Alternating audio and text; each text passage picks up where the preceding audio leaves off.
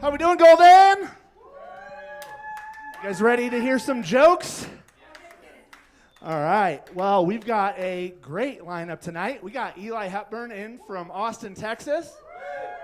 And if you guys don't know, Austin, Texas was the only place that was crazy enough during COVID to do comedy. So every comedian, because we barely can survive as it is, we can't stop the world, so we all moved to Austin, Texas, except for me. And so that's why the cream of the crop comes out of Austin. So we literally got one of the best in town. His trajectory is sick. You will see him on Joe Rogan one of these days, because that's down there. You know what I mean? So, well, what time is it? Let everybody get in here. Come get a seat, guys. That was cool. Those last 10 people came in the last second. So how'd you guys all hear about this? Just walk-bys, most of us? Yeah, cool. I see. Yes, I am the guy people thought was homeless passing out flyers. Who's the person who brought me a Pop-Tart? Thank you. She was a sweetheart. So sweet. Yeah, I love blueberry. So, okay. Well, I am Bear, and I look a little young, but I come from a different time. I've had a beeper in my life. You know, my mom got it for me. It wasn't to sell drugs yet. 911, come home. Fuck that. I didn't like phones because I knew they were to track me. You know, I come from a different time. We watched Blockbuster get put out of business by Netflix. We watched Toys R Us, one of my favorite. Okay. We watched Toys R Us get put out of business by Walmart and Amazon. Shit, I watched heroin get put out of business by fentanyl. My generation could find a mystery bag of powder under the barroom floor. We could take it home fine and have a good night. Now kids have to know science just to take that bag home. Fuck.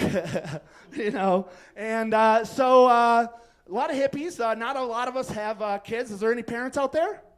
Cool. You guys keep track of your kids' height, how good they're doing on the wall. Hippies, we keep track of the length of our hair as the last time we saw a judge.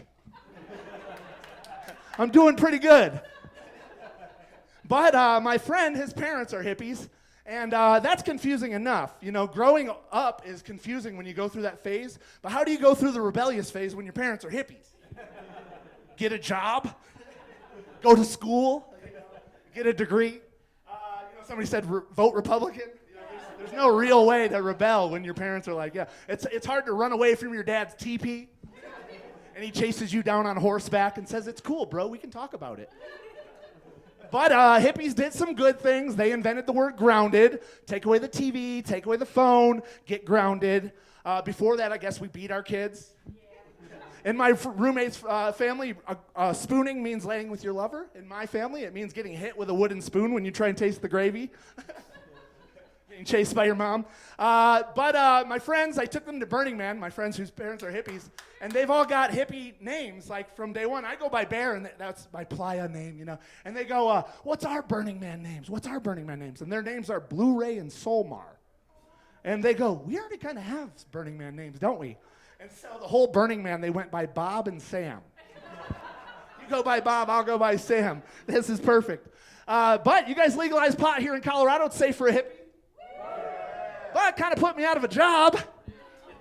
Nobody tells you what happens to the weed man, the one that made it out. He delivers pizza now. DoorDash. And these people with the snowboard racks on the top of their car looking like police, they're slowing down your food. I'm sorry. So, but now that you guys legalized pot, you know, I'm not so scared of Big Brother looking in on my, you know, phone calls and trying to sell me what I was talking about last night. I'm not so worried about that. But if they know these stats, they should be giving us some stats like Spotify Wrapped.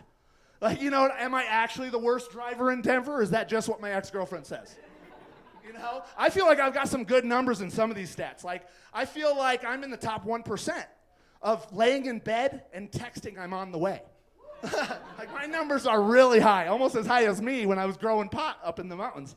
So I used to work up here growing pot high up in the mountains, double meaning. And the worst thing happened to us. We ran out of Kool-Aid. And hippies love Kool-Aid. Chiba Hut has it on tap like it's a real drink. But we shop at Costco, so we had loads of sugar and no flavoring. So I look up in the cabinet, and a bunch of these hippies had brought a bunch of tea up to my weed grow. And have you guys ever been so stoned you thought you invented something that you didn't really? Okay, well, I had sugar water, and now I've got some tea. So I'm putting the tea packets in, like flavoring. And nobody called me out for 3 days. I'm like, you want some sugar water tea? You know, I'm asking my girlfriend, can I make you another batch of sugar water tea, honey? And my friends didn't call me out. They probably thought there was pot in it, knowing me. But it was just celestial seasons, sleepy time. You know, but your family will keep you in check. You know, I was telling my cousin, he came up from Texas. I said, yeah, I'm thinking about opening up a stand at Red Rocks, and I can sell the different flavors because it's better than the Kool-Aid flavors, you know, the artificial stuff. And he goes, drinking it, he goes, this is really good, Bear, but you did not invent sweet tea. Okay, are you guys ready for your first comic tonight? Okay, like I said, this is not a 6-comic lineup. This is just 4 heavy hitters. And let me bring on the next one. We got Dylan Cantor coming to the stage. Give it up for him.